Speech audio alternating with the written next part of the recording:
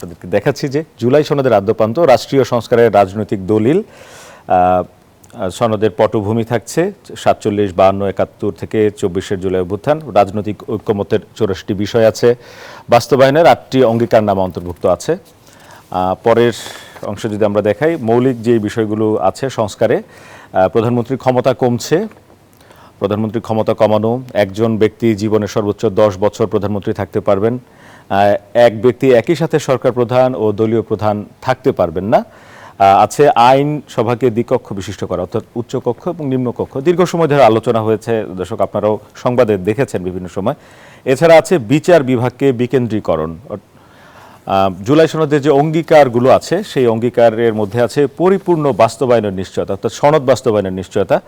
সংবিধানে সংযুক্ত থাকবে এটি, বৈধতা নিয়ে আদালতে প্রশ্ন তোলা যাবে না, জুলাই গণঅভ্যুত্থানের সাংবিধানিক স্বীকৃতি দিতে হবে, বিগত ফ্যাসিবাদের সময়ের যে গুম খুনের বিচার ও জুলাই শহীদদের স্বীকৃতি ও আহতদের পুনর্বাসন, সংবিধানের আমূল সংশোধন, বাস্তবায়নযোগ্য সংস্কারগুলোর দ্রুত বাস্তবায়ন।